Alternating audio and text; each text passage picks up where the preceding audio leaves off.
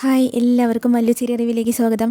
അപ്പം നമുക്ക് ഇന്നും മംഗല്യം തന്തുനാനേന എന്ന സീരിയലിൻ്റെ ഇന്നത്തെ എപ്പിസോഡ് നോക്കി നോക്കാം കേട്ടോ. അപ്പം നമ്മുടെ ഗൗതമും നിധിയും പാറുവെന്ന് വിചാരിച്ച പോലെ പ്രണവ് അവർക്ക് അനുകൂലമായിട്ട് സംസാരിക്കണില്ല കേട്ടോ. ആദ്യം വലിയ അഭിനയത്തിലൊക്കെ ഇങ്ങനെ പറയുന്നുണ്ട്, എനിക്ക് തെറ്റിപ്പറ്റിയതാണ്, എന്നെ തട്ടിക്കൊണ്ടുപോയത് ഏട്ടനും എടുത്തിയൊന്നല്ല, അവസാന നിമിഷം ജീവൻ പണയം കൊടുത്തിട്ടാണ് എടുത്തി എന്നെ രക്ഷിച്ചത്, അങ്ങനെ കുറേയൊക്കെ പറയുന്നുണ്ട് കേട്ടോ. അപ്പോൾ എല്ലാവരും നമ്മുടെ ജ്യോതിർമയും ശിവാനിയാണെങ്കിൽ ആകെ അങ്ങനെ വിഷമിച്ചിരിക്കുക, ഇവൻ കാലും മാറിയില്ലോ എന്ന് വിചാരിച്ചിട്ടിരിക്കുന്ന സമയത്ത്. അപ്പോൾ ജഡ്ജി ചോദിക്കുന്നുണ്ട്, അപ്പോൾ നിങ്ങളെ തട്ടിക്കൊണ്ടുപോയാൽ ഗൗതമിനൊരു പങ്കുമില്ല എന്നാണോ പറയണതെന്ന് ചോദിക്കുന്നുണ്ട് കേട്ടോ. അപ്പോൾ പ്രണവ് പറയും, എന്നോട് ഇങ്ങനെയൊക്കെ പറയാൻ പറഞ്ഞിട്ട് എന്നെ നന്നായി ഭീഷണിപ്പെടുത്തി പറയിച്ചതാണെന്ന് പറയും. നിധിനെ കുറ്റം പറയാണ്, നിധി ഭീഷണിപ്പെടുത്തിയിട്ടാണ് ഇങ്ങനെയൊക്കെ പറഞ്ഞതെന്ന് പെട്ടെന്ന് പറയണം കേട്ടോ. അപ്പോൾ എന്നിട്ട് വീണ്ടും അവർക്ക് നിധിക്ക് എതിരായിട്ട് സംസാരിക്കണം, എൻ്റെ സ്വത്തിന് വേണ്ടിയിട്ട് ഇവർ രണ്ടുപേരും തന്നെയാണ് കിടത്തിയത്, എന്നിട്ട് ഇവർക്ക് ഇപ്പോൾ ഇങ്ങനെ ശിക്ഷ കിട്ടുമെന്ന് പറഞ്ഞപ്പോൾ അഭിനയിച്ചിട്ട് നാടകം കളിച്ചിട്ടാണ് ഇവർ എന്നെ ഇപ്പോൾ രക്ഷിച്ചു കൊടുക്കുന്നത് എന്നൊക്കെ പറയുന്നുണ്ട് കേട്ടോ. അപ്പോൾ നിധിയും നമ്മുടെ ഫാറൂഖ് ആകെ വായാളന്നിരിക്കുകയാണ് കേട്ടോ. അങ്ങനെ നമ്മുടെ ഗൗതമിനെ കുറ്റം ചെയ്തു എന്ന് അനുമാനിച്ചിട്ട് എന്തായാലും ജയിലിലേക്ക് അയക്കാനുള്ളതാണ് കേട്ടോ. ഈ വാദം ഇവിടെ പൂർത്തിയായി എന്ന് പറഞ്ഞിട്ട് നിൽക്കുകയാണ്.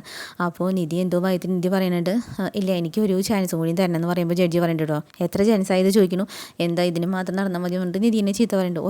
ഒരാളെയും കൂടി ഒന്ന് എനിക്ക് ഇങ്ങനെ കോടതിയിൽ മുന്നിൽ ഹാജരാക്കണം എന്നുണ്ടെന്ന് പറയുന്നുണ്ട് കേട്ടോ. അപ്പോൾ നോക്കുമ്പോൾ നമ്മുടെ പവിത്രനെയാണ് കേട്ടോ. അപ്പോൾ പവിത്രനെ വിചാരിച്ച് ഇതറിയാം, സത്യം എന്താണെന്ന് അറിയാമെന്ന് പറയുന്നുണ്ട്. അങ്ങനെ പവിത്രനെ കോർട്ടിൽ കയറ്റി നിർത്തി, എന്നിട്ട് പവിത്രനോട് ചോദിക്കുന്നുണ്ട്, ആരെ തട്ടിക്കൊണ്ടേന്ന് ചോദിക്കുമ്പോൾ പറയും, ഞാനാണ് തട്ടിക്കൊണ്ടുപോയി എന്ന് പറയും കേട്ടോ. അപ്പോൾ ആര് പറഞ്ഞിട്ടാന്ന് ചോദിക്കും, അതിൻ്റെ പിന്നിൽ ആരാന്ന്. അപ്പോൾ ഇത് പറയുമ്പോഴേക്കും നമ്മുടെ ജ്യോതിർമയ ഇല്ല, എനിക്കിതിലൊരു പങ്കുമില്ല എന്നൊക്കെ പറയുന്നുണ്ട് കേട്ടോ. അപ്പോൾ കോടതി ജഡ്ജി ചീത്ത പറയുന്നുണ്ട്. അത് കഴിഞ്ഞിട്ട് ചോദിക്കും, ആരതിൻ്റെ പിന്നിലെന്ന് ചോദിക്കും, നിങ്ങളെ കൂടെ ആരത് ചെയ്യിച്ചെന്ന് ചോദിക്കുന്നുണ്ട്. അപ്പോൾ പവിത്രം പറയും, ആരുമില്ല, ഇത് ഞാൻ തന്നെ ചെയ്തതാന്ന് പറയും കേട്ടോ. അപ്പോഴും നിധി ഞെട്ടി നിൽക്കുകയാണ്, എങ്ങനെ പോയാലും CKCയുടെ പേര് പറയണില്ല കേട്ടോ. അപ്പോൾ കുറച്ച് കുത്തി ചോദിക്കുന്നുണ്ട്, പറയും, നീ എന്തിനാ പവിത്ര, എന്ത് പേടിച്ചിട്ടാണോ നീ? ഒന്നും പേടിക്കേണ്ട, സത്യം പറയുമെന്ന് പറയുമ്പോൾ ഇല്ല മാഡം, ഞാൻ തന്നെയാണ് ചെയ്തത്, എനിക്ക് ഗൗതം സാറിനോടുള്ള മുൻകാല വൈരാഗ്യം എന്തോ ഒരു സംഭവം പറയുന്നുണ്ട്. അപ്പോൾ ഗൗതം ഞെട്ടി നോക്കുന്നുണ്ട്, ഗൗതം ഇല്ലില്ല, എനിക്ക് ഇയാളെ മുൻപരിചയമൊന്നുമില്ല എന്ന് പറയുന്നത് ഗൗതം. പക്ഷേ പവിത്രം പറയണത്, എനിക്ക് മുൻവൈരാഗ്യം ഉള്ളതുകൊണ്ടാണ് ഞാൻ പ്രണവിനെ തട്ടിക്കൊണ്ടുപോയത്, അല്ലാതെ ഇതാരും പറഞ്ഞിട്ടല്ല, ഞാൻ സത്യം മാത്രമാണ് പറഞ്ഞതെന്ന് പറയുന്നുണ്ട് കേട്ടോ. അപ്പോൾ നമ്മുടെ ഗൗതമിന് എന്തായാലും ശിക്ഷ കിട്ടിയില്ല. ഗൗതമ് അതിൽ നിരപരാധിയാണെന്ന് തെളിഞ്ഞതുകൊണ്ട് ഗൗതമിനെ വെറുതെ വിടണം കേട്ടോ. അത് കേട്ടപ്പോൾ നമ്മുടെ ശിവാനിക്കും ജ്യോതിർമയ്ക്കും അത്ര പിടിച്ചിട്ടില്ല. അവർക്ക് എങ്ങനെയെങ്കിലും ഗൗതമിനെ ഉള്ളി കയറ്റണമെന്നായിരുന്നല്ലോ. അത് കഴിഞ്ഞ് ഇറങ്ങി വന്നിട്ട് നമ്മുടെ പാറുവിൻ്റെ വകയൊക്കെ പ്രണവിനായിട്ടുള്ള അടിയും തർക്കങ്ങളൊക്കെ ഉണ്ട് കേട്ടോ. പ്രണവാണെങ്കിൽ ഇപ്പോൾ ആകെ ജീവനായിട്ട് നടക്കുകയാണ് CKCനെയും ജ്യോതിർമയിനെയും.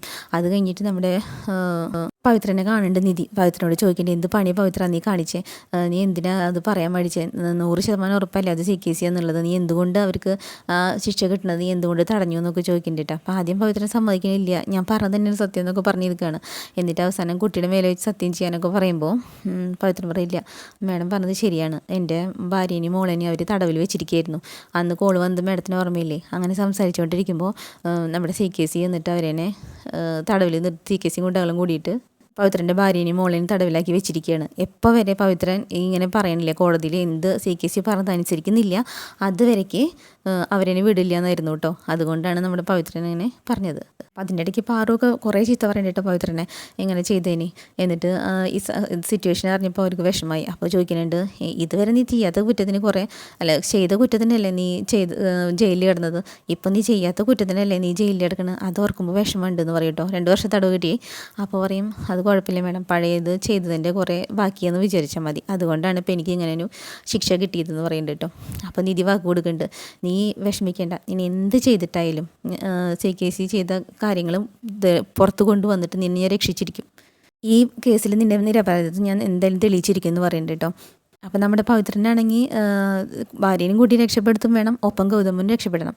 അതുകൊണ്ടാണ് പവിത്രൻ ഇങ്ങനൊരു നുണ പറഞ്ഞത് കേട്ടോ. അപ്പോൾ എന്തായാലും നമ്മുടെ ഗൗതം ഇന്ന് ജയിലിൽ നിന്ന് ഇറങ്ങിയിട്ട് വീട്ടിലെത്തുന്നുണ്ട് കേട്ടോ. അപ്പോൾ ഓക്കെ, അടുത്തൊരു എപ്പിസോഡായിട്ട് വീണ്ടും വരാം. Okay, by. അപ്പോൾ സബ്സ്ക്രൈബ് ചെയ്യാൻ മറക്കരുത് കേട്ടോ.